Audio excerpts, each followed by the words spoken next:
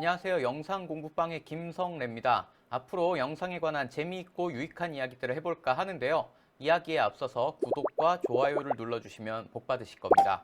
오늘 이야기할 영화는 레버넌트, 우리말로는 죽음에서 돌아온 자라는 부제가 붙어 있죠. 이 영화가 88회 아카데미 시상식에서 감독상을 받았고요. 레오나르도 디카프리오가 이 영화로 나무주연상을 받았습니다. 엠마누엘 루베즈키 감독이 이 영화로 이제 촬영상을 받았죠. 2016년도에 골든글로브 감독상도 받았고요. 최우수 작품상 드라마 부분도 받았고 상을 좀 많이 받았더라고요.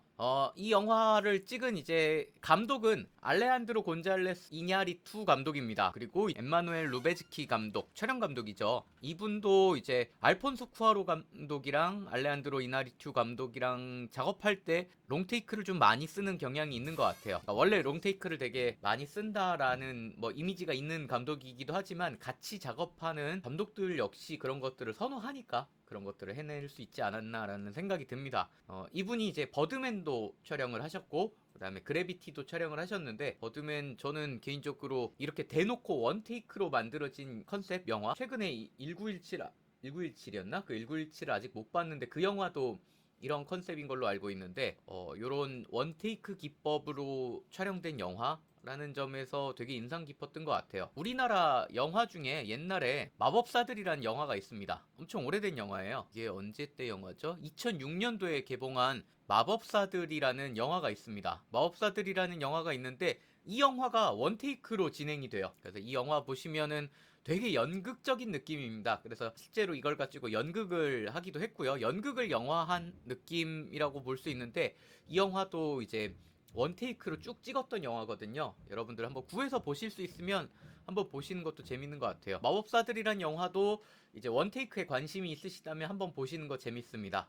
이 엠마누엘 루베즈키 감독의 영화는 말 그대로 영화의 어떤 장치적인 느낌으로 롱테이크나 이런 것들을 잘 사용한다면 마법사들 같은 경우는 연극이 진행이 되고 그 연극을 원테이크로 찍은 듯한 느낌이에요. 이 감독은 세 번의 작품으로 3년 연속 그 촬영상을 받은 감독이죠. 롱테이크라는 게 이제 쉽게 얘기해서는 길게 찍는다라는 것 자체인데 길게 찍는다는 것 자체가 되게 부담이죠. 한번 실수하면 그 전까지 했던 거를 다 다시 해야 되잖아요. 보통 많은 경우에 롱테이크들은 안정성을 추구하는 경향이 있습니다. 근데 이 감독은 롱테이크 와중에서 되게 과감한 무빙들을 엄청 시도하죠. 그러니까 이런 면에서 이분이 이제 롱테이크를 굉장히 잘 쓴다. 이런 것들 생각해 보실 수 있을 것 같습니다. 이 영화 같은 경우는 비하인더 씬이 유튜브에 올라와 있습니다. 지금 말씀드리는 레버넌트 이 영화 같은 경우는 유튜브에 비하인더 씬이 있는데요.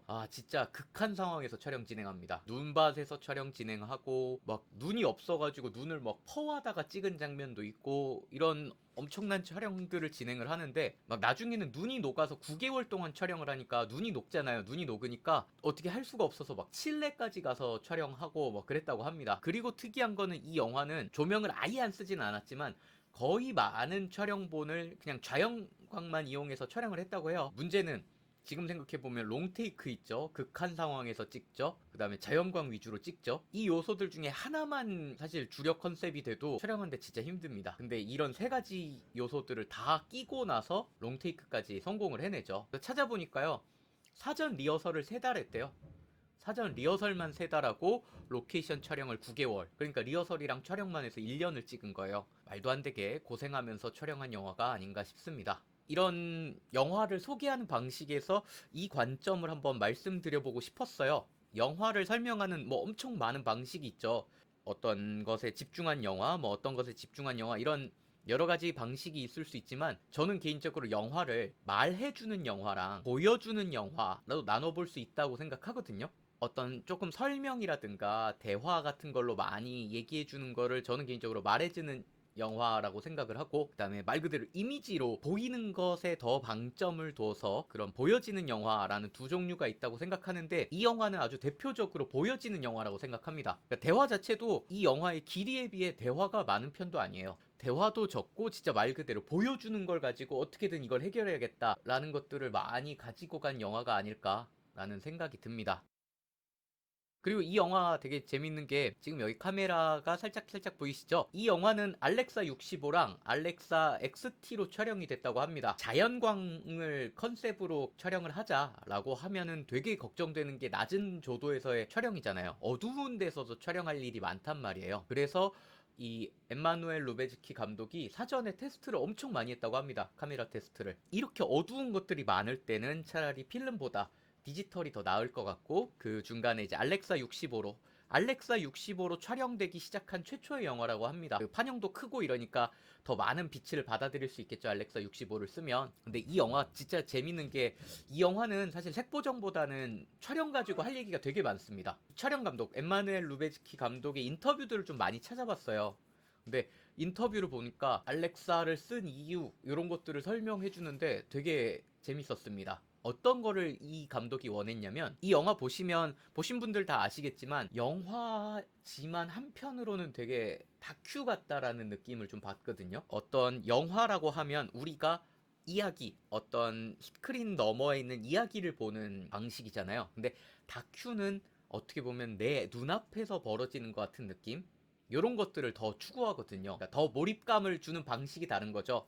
영화는 어떤 서사 자체에서 몰입감을 준다면, 다큐 같은 경우는 진짜 내 일 같은 느낌, 나의 일 같은 느낌으로 어떤 몰입을 하게 되는 느낌들이 있잖아요. 그래서 실제로 보는 느낌, 그리고 이 감독이 쓴 표현이 재밌어요. 이 지금 벌어지고 있는 이 상황이 나와 저 사람들 사이에 유리 한 장만 사이에 두고 보는 느낌을 주고 싶어서 일부러 필름을 피했다고 합니다. 그러니까 필름을 쓰면 여러분들 아시죠? 필름 그레인이라고 그래가지고 그 필름의 입상성이 있잖아요. 그래서 그런 필름을 썼을 때 나오는 입상성이 있으면 이거는 영화같이 느껴진다는 거예요. 내가 직접 보는 게 아니라. 실제로 보시면 다빈치 리졸브에서도 조금 뭐 엄청 대단하진 않지만 필름 그레인이 있습니다. 여기 있다.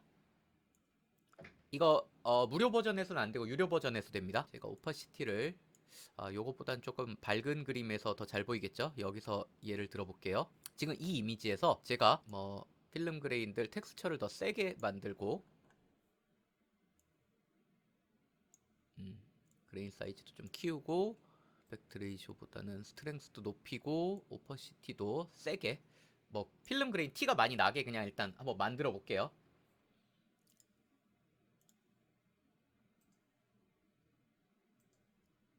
여기서 늘려봅시다. 텍스처도 이거 텍스처를 낮추고, 오퍼시티도 네 이렇게 하고, 그레인 사이즈도 좀 키우고 진하게 만들어 보겠습니다. 그레인 스트렝스도 세게.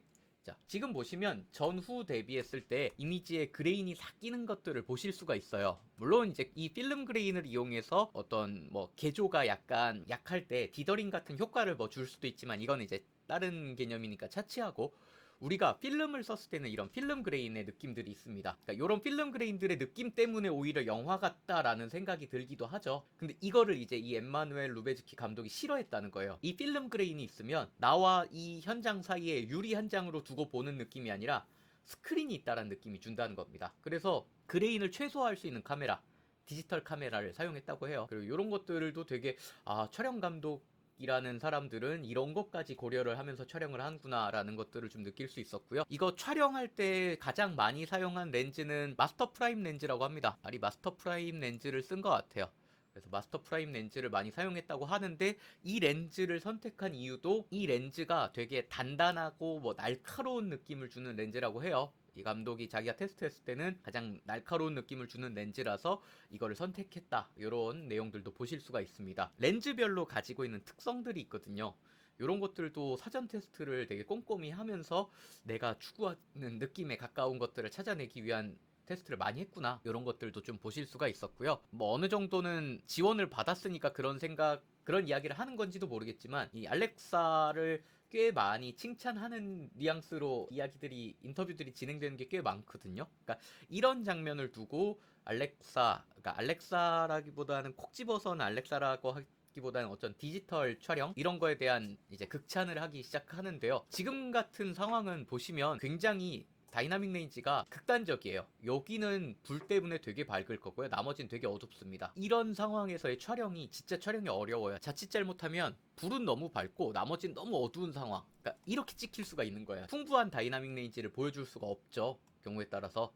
근데 디지털로 찍었을 때는, 그리고 특히나 이제 뭐 여기서 얘기한 알렉사 같은 경우 이런 넓은 DR을 가지고 있어서 이런 것들을 충분히 담아낼 수 있었다. 그리고 무작정 찍어가지고 후반 작업에서 돌리기보다 이런 촬영들을 할 때 어느 정도 미리 짜놓은 자체 LUT를 만들어서 카메라에 넣고 촬영을 진행했다고 합니다. 물론 이런 자체 LUT를 만들기 위해서 엄청나게 많은 테스트를 진행을 했겠죠. 엠마누엘 루베즈키 감독의 인터뷰, 레버넌트 인터뷰가 아니라 다른 인터뷰들을 봐도 테스트 촬영이 얼마나 중요한지에 관한 이야기들을 엄청나게 많이 해요. 이 감독이 테스트 촬영에 관해서 여태까지 조금 이제 소홀히 하셨다면 한번 테스트 촬영에 대한 이미지 이런 것들을 다시 재정립해 보시는 시간이 되면 좋을 것 같습니다.